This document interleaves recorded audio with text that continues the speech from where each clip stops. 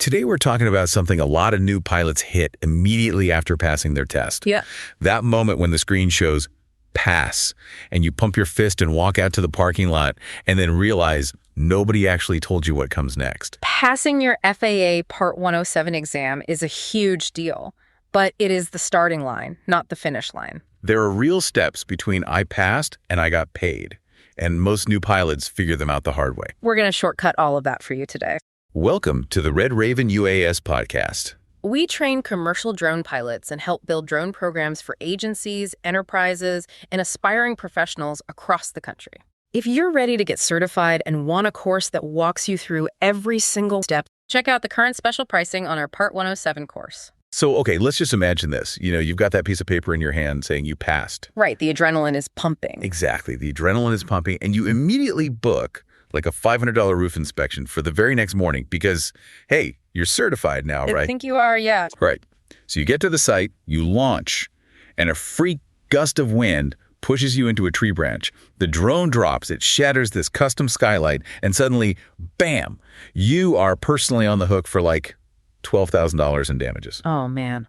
And it gets worse. Yeah, because to make matters worse, an inspector shows up, asks for your certificate, and hits you with a federal fine. Because nobody told you that the piece of paper from the testing center is not actually a license to operate a business. No, it's really not.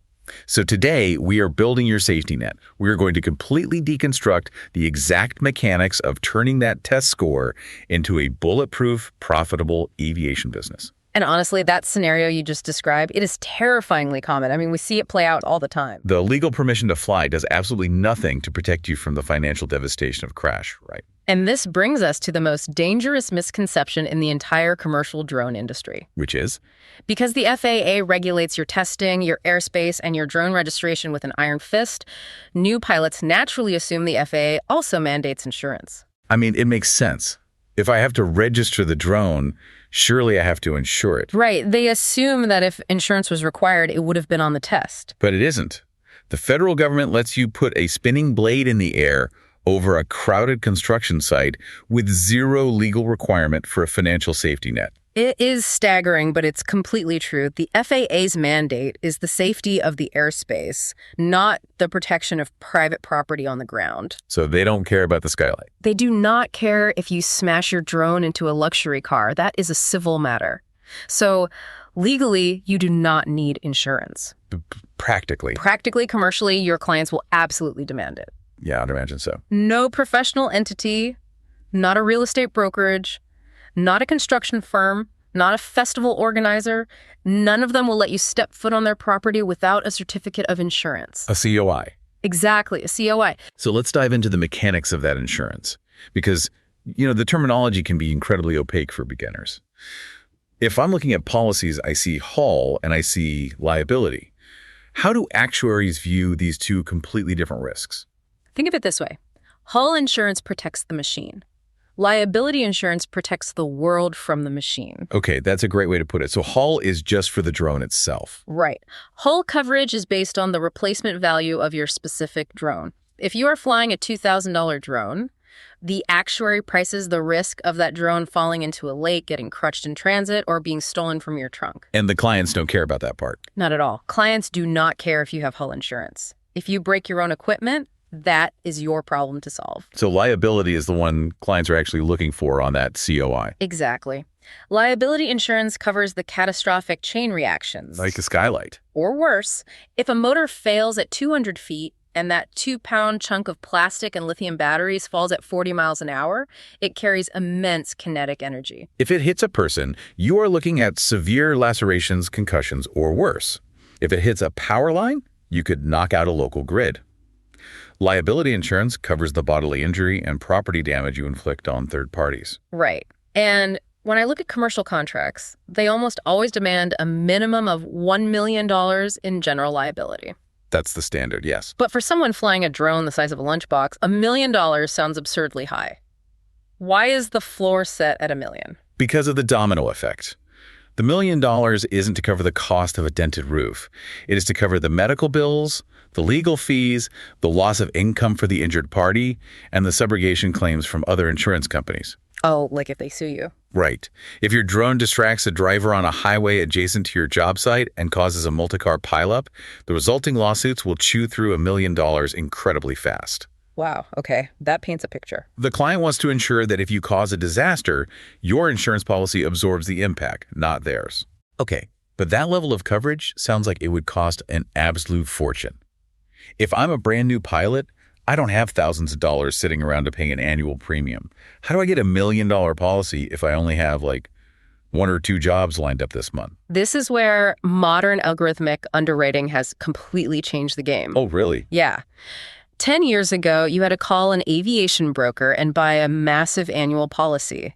Today, you use mobile apps like Skywatch AI or Thimble. They offer episodic, on-demand policies. Wait, so I can just buy it for the hour. How does an app algorithmically assess my risk in real time? It uses telemetry and geospatial data. You literally open the app on your phone while sitting in your car at the job site. You draw a digital fence around the specific property you're about to fly. Just on the map. Just on the map. The app's algorithm instantly checks the airspace complexity, the population density of that specific block, the hyperlocal weather conditions, and your personal flight history. That's wild. And it just calculates a rate right there. Within seconds, it calculates a hyper-specific premium for that exact location for a single hour. Okay, and what does that mathematically look like for the pilot's wallet? Are we talking hundreds of dollars an hour? Not at all. You can typically secure a $1 million liability policy for a single hour for anywhere between $10 and $25. Are you serious? Just $10 to $25? That's it. You pay with Apple Pay, and the app instantly generates a PDF certificate of insurance with the client's name on it. You can email it to them before you even take the drone out of the case. Wow, so that completely eliminates the barrier to entry. Completely. But at what point does buying it by the hour become financially inefficient? Like, when does the math tilt toward a traditional annual policy? It is a simple break-even analysis, really. If you are paying $20 an hour and you are only flying twice a month, stick with the app. That's $40 a month. Makes sense. But once you scaled your business, once you are shooting 4 houses a week, plus a weekend event, plus a construction site, you might be spending $300 a month on hourly policies. Oh yeah, that adds up fast. At that point, you transition to an annual commercial aviation policy through a broker. An annual policy might cost $800 to $1,200 for the entire year, and it covers you 24/7, anywhere in the country, without ever having to draw a geofence on your phone again. Right, okay. So your temporary Part 107 certificate makes you legal to the FAA. Your episodic liability insurance makes you safe for the client. Right. But what makes you safe from a lawsuit that goes beyond insurance? Like, if a client refuses to pay, or if they sue you for breach of contract, your aviation liability policy doesn't cover business disputes. You are operating as a commercial entity now, which means you need a corporate shield. And this is the most critical transition you make. Moving from a hobbyist mindset to a corporate mindset. The moment a single dollar changes hands, you are a business. You're not just a guy with a drone anymore. Yeah. Exactly. And if you are operating as a sole proprietor, which basically means you are just doing business under your own legal name, you are exposing your entire life to catastrophic risk. Let's build a metaphor here, because I think this is important. Operating as a sole proprietor is like sailing a ship with a single massive hull. If you hit an iceberg, the whole ship fills with water and sinks. Your business assets and your personal assets are just swimming in the same water. That is a brilliant way to look at it. If you get sued as a sole proprietor, the plaintiff doesn't just go after your drone and your camera equipment. They can come after everything else. They can legally target your personal savings account. They can go after your car. They can put a lien on your house. Your entire personal life is totally exposed to the liabilities of your business. So how do we build watertight compartments? How do we separate the business risk from the personal assets? You form a limited liability company, an LLC. Okay, an LLC. Right. An LLC is a legally recognized entity separate from yourself. It is the watertight bulkhead in your submarine. If the business compartment floods, meaning the LLC gets sued and loses, the financial damage is contained to the assets owned by the LLC. So the legal wall prevents the plaintiff from reaching through and taking your personal home or, like, your child's college fund. Exactly. It's a firewall. But is establishing that bulkhead difficult? I mean, it sounds like something you need an expensive corporate lawyer to execute. It is remarkably simple, honestly. You can go directly to your state's Secretary of State website. You file the Articles of Organization. You pay a filing fee, which ranges from $50 in some states to maybe $300 in others. And the state legally recognizes your new entity. So you don't even need a lawyer. No, not at all. If you don't want to navigate the state website, you can use services like Zen Business or LegalZoom to handle the paperwork for a small fee. Right. But forming the LLC is just the first step. The protection of that legal wall only holds up in court if you actually treat the business like a separate entity. Let's talk about the concept of piercing the corporate veil, because this is where a lot of freelancers accidentally destroy their own protection. Yeah, commingling funds is the fastest way to pierce the corporate veil. Commingling funds. Explain what that looks like in practice.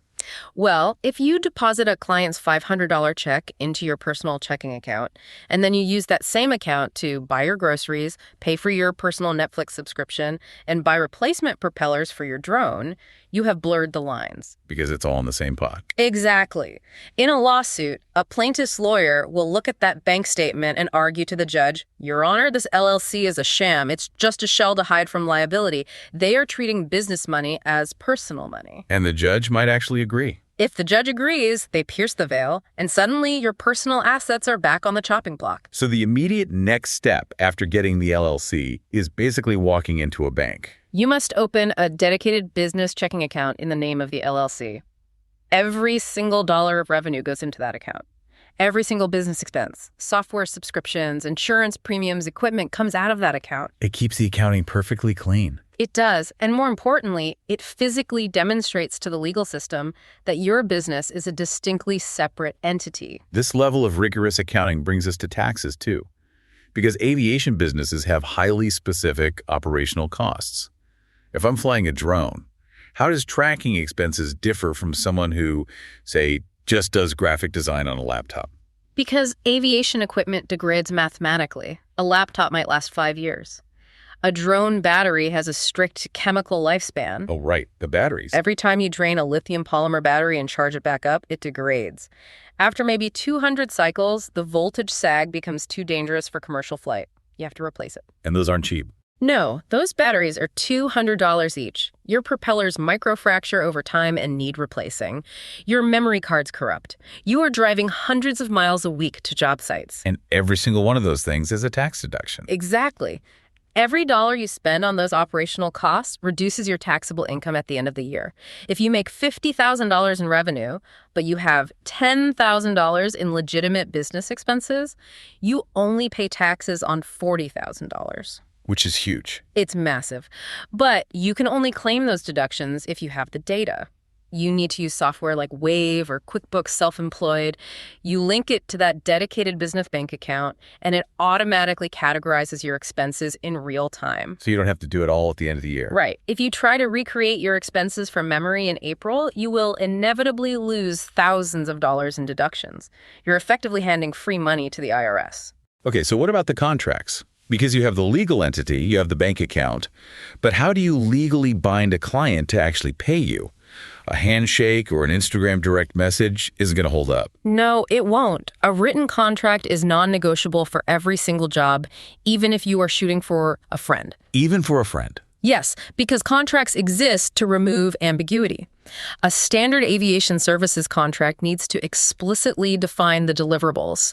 Are you delivering raw, unedited footage, or are you delivering a 2-minute edited video? Right, because those are very different amounts of work. Exactly. It must define the payment timeline, too. Do they owe you within net 30 days, or is payment due upon delivery? And what about the variables you can't control? Like you can't control the weather, and you can't control federal airspace closures. Which is exactly why you need an aviation-specific weather and liability clause. Your contract must state, if wind speeds exceed the manufacturer's recommended limits, or if the FAA issues an unexpected temporary flight restriction, the pilot reserves the right to ground the aircraft, and the shoot will be rescheduled at no penalty to either party. So it protects you from the client pressuring you. Yes. You cannot let a client bully you into flying in a thunderstorm just because they have a deadline. The contract gives you the legal leverage to say no. And tools like Bonsai provide excellent, legally vetted contract templates that you can customize for drone operations. Let's address the elephant in the room, though. We have just spent a massive amount of time talking about bureaucracy, insurance actuaries, corporate veils, tax deductions, and contract law. A listener might be thinking, look, I just wanted to fly drones and take cool pictures. This sounds like an accounting seminar. Do new pilots actually do all this, or do they skip it? I will give you the brutal truth based on hundreds of students who have come through Red Raven. Okay, lay it on us. The vast majority skip it. They want the dopamine hit of flying. They think administrative work is boring. So they run a cash business through their personal Venmo. They use handshake deals, and they don't track a single expense. And what is the consequence of that? Give me a real-world scenario where skipping this just destroys a business. All right, we had a brilliant pilot, an incredibly talented visual artist. He booked a massive commercial real estate job, but he did not use a contract. He flew for 3 days, captured terabytes of stunning footage, and spent a week editing. Oh, no. I see where this is going. He delivered the final product. The client looked at it and said, this is great, but we actually decided we want all the raw footage too, so our internal team can recut it for different markets. And raw footage is usually extra. Right. The pilot refused, saying raw footage costs extra. The client said, we never agreed to that, and simply refused to pay the invoice entirely. Because there was no contract defining the exact deliverables, the pilot had absolutely no legal recourse. He lost thousands of dollars of time and labor, and the stress almost made him quit the industry entirely. That is heartbreaking. It is. Setting up this infrastructure in week 1 feels tedious, I know, but it is the armor that ensures you survive your first year. Okay, so let's say your submarine is built. The bulkheads are sealed. The accounting software is humming. But right now, your dedicated business bank account has a balance of 0. To get clients, you need a portfolio to prove you have skill. But to get a portfolio, you need clients to hire you. It is the ultimate creative catch-22.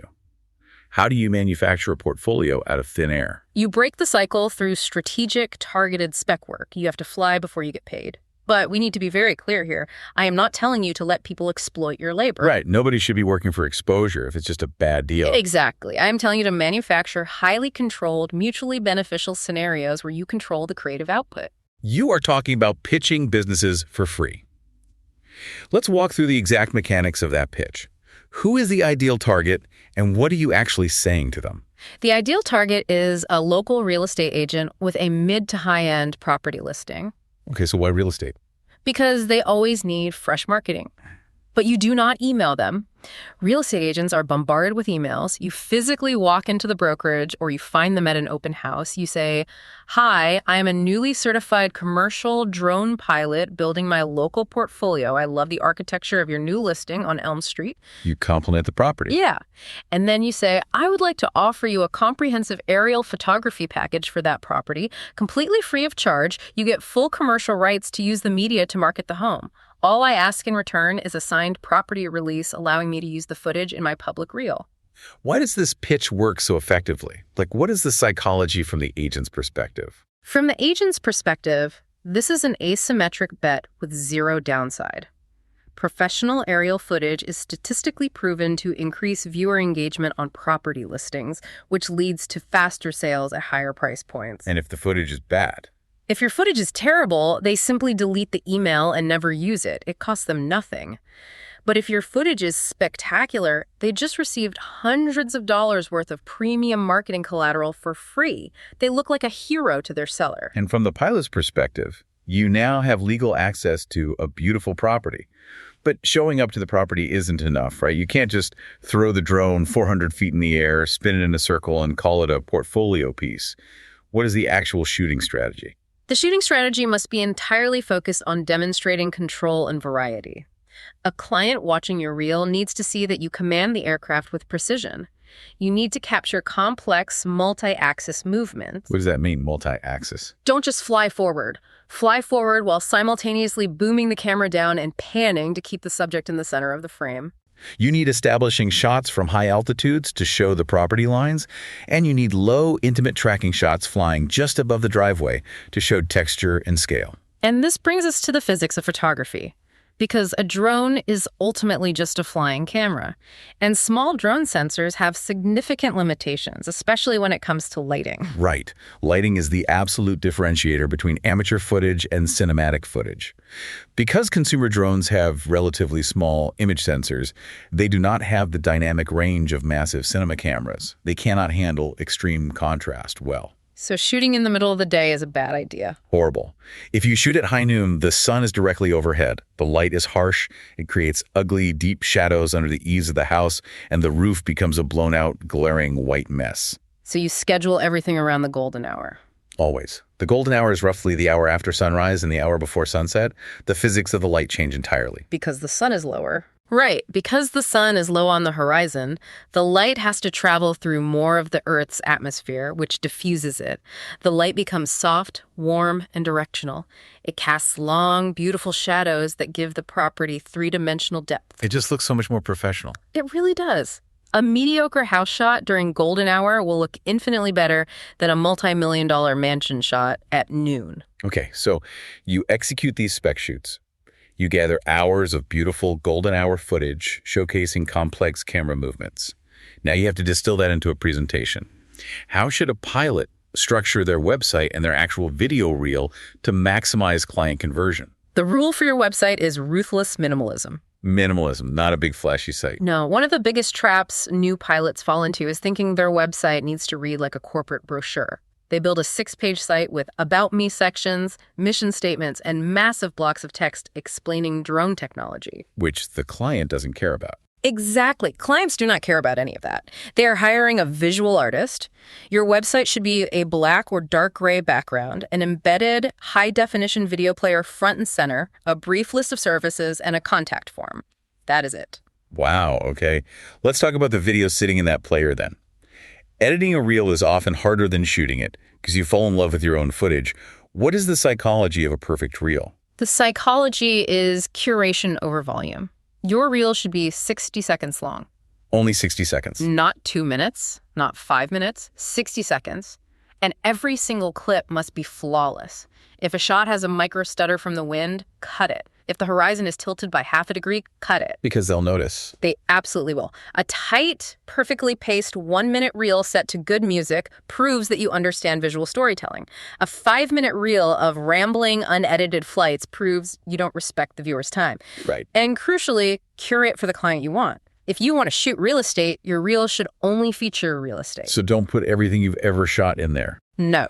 Do not include a shot of your friends surfing just because it looks cool. If a realtor sees a surfing video, they think this person doesn't understand my industry. Okay, so your portfolio works. The minimalist website converts. A client fills out the contact form, and you book your first official, paid commercial flight. You have the address, the batteries are charged. But before those propellers ever spin up on location, we hit the most vital regulatory checkpoint of your career. You must verify if you are legally allowed to occupy the airspace at that specific address. And this is where the academic theory of your Part 107 exam collides with the reality of the physical world. Right, because passing the test doesn't mean you can fly anywhere. A common and incredibly dangerous assumption is that passing the test gives you universal access to the sky. It does not. U.S. airspace is one of the most complex, highly structured, invisible highways in the world. Let's map that invisible highway then. How is the airspace actually structured, and what does it mean for a drone pilot standing on the ground? The airspace is divided into classes. The vast majority of the country is Class G, which is uncontrolled airspace. In Class G, you can fly your drone up to 400 feet above ground level without talking to air traffic control. Okay, that's the easy part. But the airspace surrounding commercial airports is strictly controlled. This is Class B, Class C, and Class D airspace. Imagine an upside-down wedding cake centered over the airport. The lowest tier goes all the way to the ground, protecting the runways. The higher tiers expand outward to protect massive commercial jets as they descend. So if my client's property happens to sit under one of those tiers, say 3 miles from a regional airport, what does federal law actually require me to do? If you are in controlled airspace, it is a federal crime to take off without explicit authorization from the FAA, period. Even if I'm just in a backyard? It does not matter if you are only flying 20 feet high in a backyard. If the airspace is controlled to the surface, you need permission. The FAA tracks unauthorized flights, and they do not issue warnings. They levy massive civil penalties, often thousands of dollars per violation, and they will permanently revoke your Part 107 certificate. So how does the pilot comply with this? Because in the past, getting that permission was a logistical nightmare, wasn't it? Oh, it was paralyzing. Years ago, if you booked a job near an airport, you had to log into an FAA portal, submit a manual airspace waiver request, and wait. Wait for how long? A human being at the FAA had to review it, coordinate with the local air traffic control tower, and issue a paper waiver. That process could take anywhere from 30 to 90 days. Which means you can't book a quick job. No, it made commercial drone operations near cities almost impossible to schedule because clients won't wait 3 months for a photo shoot. But technology solved this bottleneck. Let's deconstruct the modern compliance toolkit. There are 3 primary pillars every pilot must master. Let's start with LAANC. What is it, and how does it actually work under the hood? So LAANC stands for Low Altitude Authorization and Notification Capability. It is basically an engineering marvel. The FAA took the maps of all controlled airspace and digitized them into grids. Like squares on a map. Exactly. They assigned maximum safe altitudes to every single grid square based on its proximity to the runway. Then they opened an API to private software developers. So instead of talking to a human, you are talking directly to the FAA's servers through an app. Exactly. You download an approved third-party app like Aloft, AirMap, or DroneLink. You drop a pin on your exact job site. And the app just checks the grid. The app pings the FAA server, checks the grid, and if your requested altitude is below the safe maximum for that specific square, the server instantly issues digital airspace authorization. The entire process takes about 30 seconds. That's incredible. It really is. It transformed a 90-day wait into a 30-second automated workflow. That handles the authorization. But what handles the accountability? How does the FAA actually know who is flying what and where? This brings us to remote ID, which is arguably the biggest regulatory shift in the history of the industry. Yeah, remote ID is effectively a digital license plate for your aircraft. Before remote ID, if a drone was flying dangerously near a stadium or an airport, law enforcement could see the drone, but they had no way of knowing who was operating it. They just had to look around on the ground. They literally had to physically search the neighborhood for a person holding a controller. Remote ID changes the physics of enforcement. How does it mechanically broadcast that data? Modern drones have dedicated transmitters built into their hardware. The moment the motors spin up, the drone begins broadcasting packets of data locally via Bluetooth and Wi-Fi. What kind of data? It broadcasts the drone's unique serial number. It broadcasts its real-time 3-dimensional location altitude, latitude, and longitude. And critically, it broadcasts the dynamic GPS location of the control station. Wait, the control station. Meaning it broadcasts exactly where you, the pilot, are standing. So a local police officer with a specialized receiver app on their phone can point it at the sky, see the drone, and instantly pull up a map showing exactly what tree you're standing under. Precisely. It strips away anonymity. It enforces accountability. You must ensure your drone is remote ID compliant, and you must ensure the broadcast is active before every commercial flight. Okay, so we have LAANC for authorization and remote ID for accountability. The third tool is the one that ties it all together for situational awareness, the Before You Fly app. Right. Before You Fly is an app developed directly by the FAA. It is the ultimate sanity check. You don't use it to request authorization. You use it to read the airspace in plain English. So it's more of a map reader. Yeah, you drop a pin on your job site, and the app uses a massive database of airspace classifications, temporary flight restrictions, and national security zones to give you a clear status. And it just gives you a yes or no. It explicitly tells you, yes, you are in Class G and clear to fly, or no, you are in Class C and need to request LAANC, or no, you are over a federal prison and flight is permanently prohibited. Let's put this into a realistic context, though. You are at a job site. The client is tapping their foot waiting for you.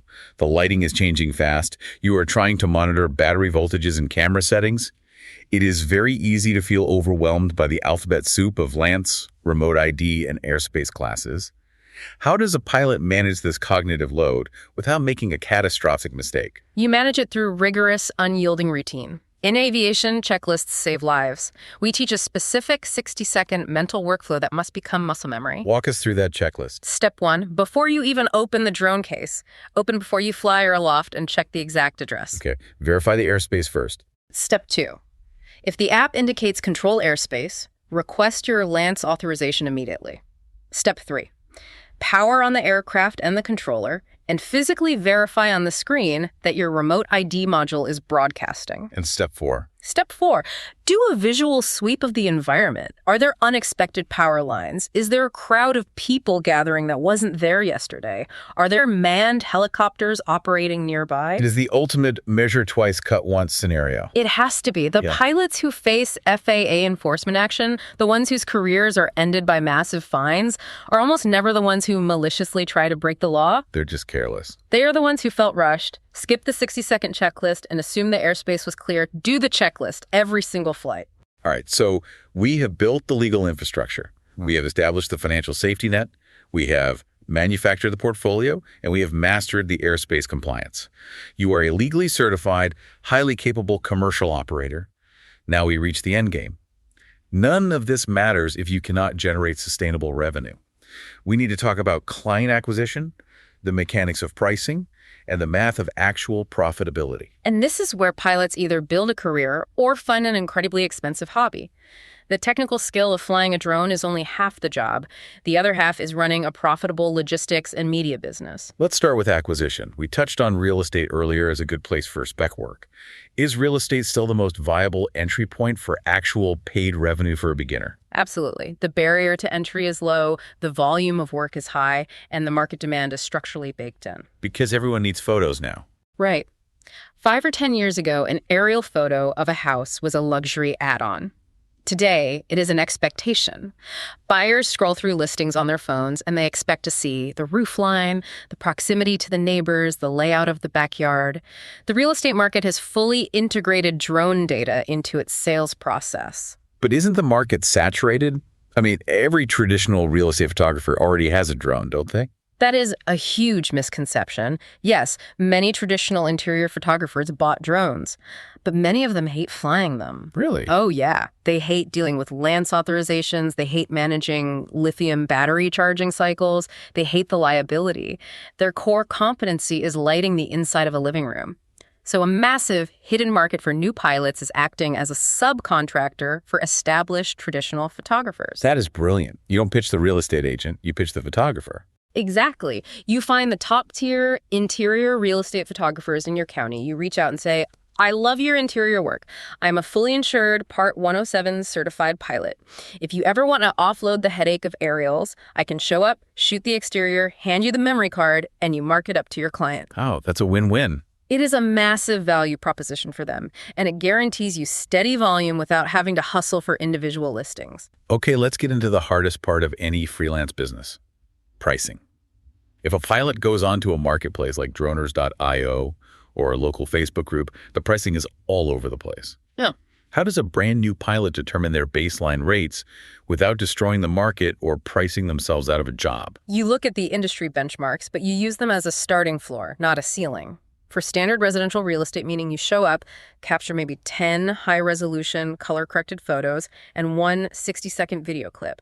The industry standard right now is between $150 to $300 per property. Okay, what about other sectors outside of real estate? The complexity and risk dictate the price. If you transition to construction progress tracking, where a project manager hires you to fly a pre-programmed automated grid over a site once a week to track earth-moving progress, that is usually $200 to $400 per visit. And events. If you shoot weddings or outdoor events, which require you to be on site for hours navigating around crowds, you charge $300 to $600. Okay, and the high-end stuff. If you move into industrial inspection flying a thermal camera close to an active cell tower or a massive commercial roof, the risk is astronomical, and the day rates run from $500 to $1,500 or more. I want to aggressively challenge the math on that $150 real estate baseline, though, because a new pilot hears $150 and thinks, great, the flight only takes 20 minutes, I'm making over $400 an hour. That is a catastrophic miscalculation of how a business actually consumes time and resources, isn't it? It is lethal business math. You are confusing the flight time with the operational time. Let's do the actual accounting of a single $150 job. First, the time. Okay, let's break it down. You spend 15 minutes researching the airspace and filing for LAANC. You drive 30 minutes to the property. You fly for 20 minutes. You spend 10 minutes talking to the homeowner. You drive 30 minutes home. So we're already almost at 2 hours. And you haven't even edited yet. You sit at your editing workstation for an hour, downloading the massive files, color correcting the photos, cutting the video, and rendering. You spend 15 minutes uploading the files to a cloud server, emailing the client, and generating the invoice in QuickBooks. Wow. So a 20-minute flight is actually 3 hours of labor. Exactly. But it gets worse because we haven't factored in the hard costs. Yeah, the expenses. Out of that $150, you have to pay the $20 episodic insurance premium. You have to account for the gas and the wear and tear on your vehicle for the 60-mile round trip. You have to account for the depreciation of your $2,000 drone and the degradation of your batteries. You have to pay for your Adobe software subscription. And finally, you have to set aside roughly 30% for self-employment taxes. So when you subtract all those hard costs and divide the remainder by the 3 hours of actual labor, you aren't making $400 an hour. You might be making $10 an hour. You are practically working for minimum wage. This is why you must understand your true operational costs. If a client tries to negotiate you down to $75 for a shoot, you have to be able to mathematically prove to yourself that accepting that job means you are actively losing money. You have to be willing to walk away. You must be willing to walk away. So how do you enforce these boundaries with clients? What are the operational practices that protect a pilot from being exploited or having their time wasted? You implement 2 immovable rules.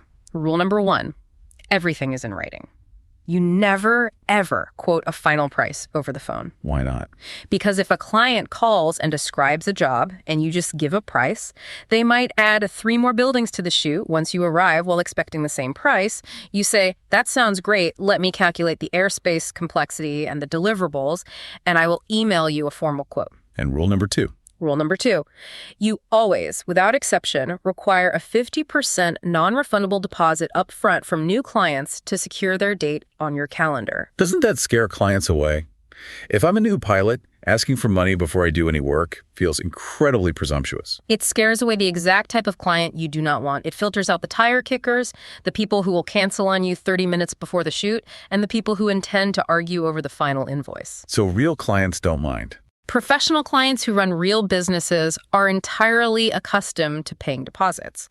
It proves you are a professional, it guarantees cash flow to cover your upfront travel costs, and it locks the client into the commitment.